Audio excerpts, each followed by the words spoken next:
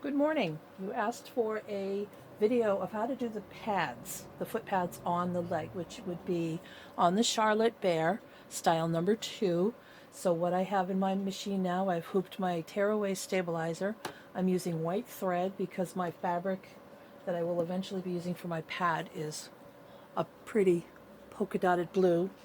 And I'm going to just do a plain blue cotton to just show you how to do these legs. I don't have a bear to do right now, but if these legs come out cool, I may be doing a blue one later. So let's get rolling. We're going to stitch out the stitch line first for a left leg. So I won't bore you with that. I'll just start stitching and we'll pick it up when it's all done.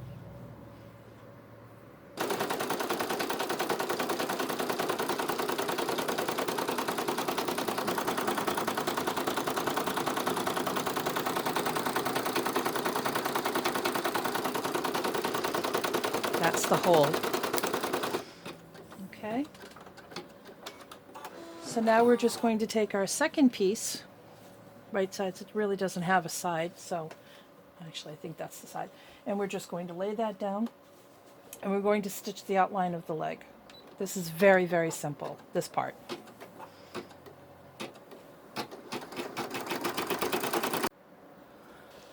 All right, our leg is finished. That didn't take long, did it? Less than 2 minutes. And that's what we're left with. See the difference? There's the flat bottom right there. So we're going to put this to one side and I'm going to show you the pads. Those are simple. Two simple little circles, but I'm going to show you.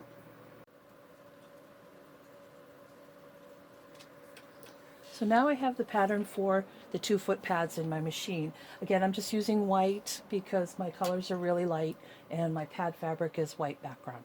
So here are the 2 pads. You're going to get 2 circles and I'll be back when that finishes.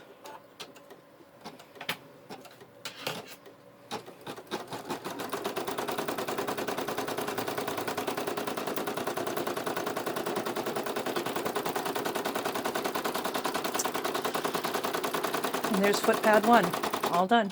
That's foot pad number 1. It's going to scoot over here and do foot pad number 2.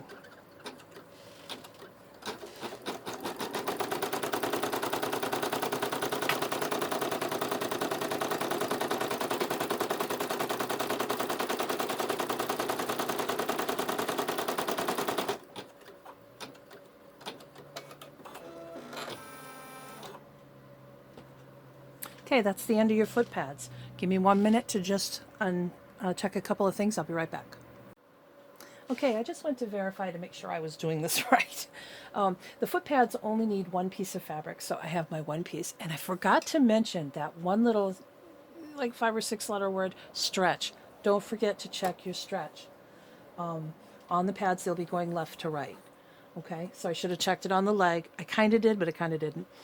And so just make sure the stretch is going the correct way, and it'll show you in the directions which way that should be. So just so you can see that I do know how to check stretch. That's got a little bit, that's got nothing. So we're going to lay it down this way, because that's the way our stretch needs to go, this way. So we're going to put that down. Now mind you, the foot pads only need 1 piece of fabric. And we're over in the other corner of my craft room. This is our finished leg. There's the hole for the joint. There's the spot left open for turning. And what makes this leg different than the other one is that it's wide open. So what we're going to do with this wide open leg is take this foot pad with the right side together, find that little dip.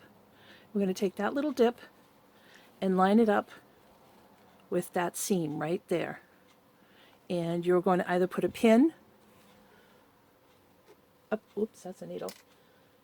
You're either going to put a pin or a Wonder Clip, which I happen to like because they're easier to use, and you're going to clip it, right there.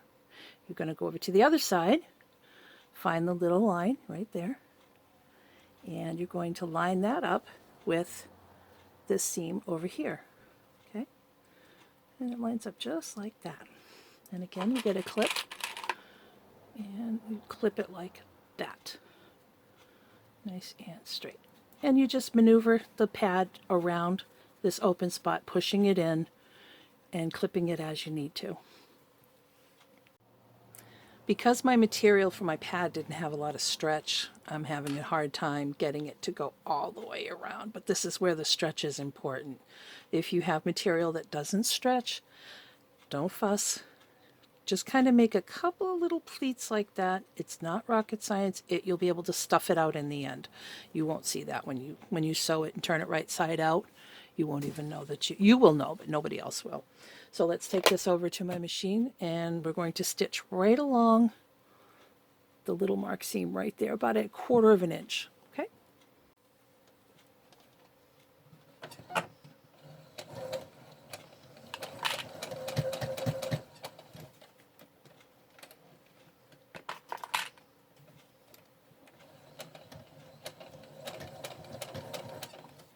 I have a tendency to go slow on this because there's a lot of maneuvering of fabric, and I don't want to miss a spot. So I take my time.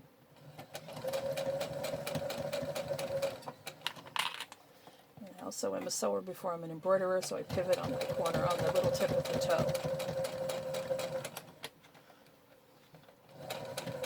And I know you probably can't see this, but it's coming along great.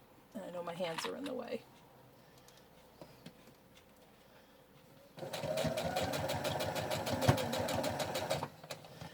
We are coming around the mountain.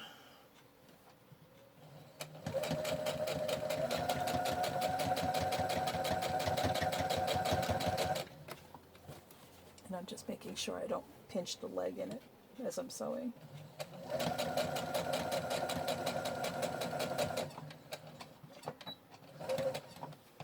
Okay. And there we go. There's our bottom leg. So all that's left now is to reach in here and, well, I'm going to clip this thread. I have no scissors over here. So let's go back over to the other, well, see that?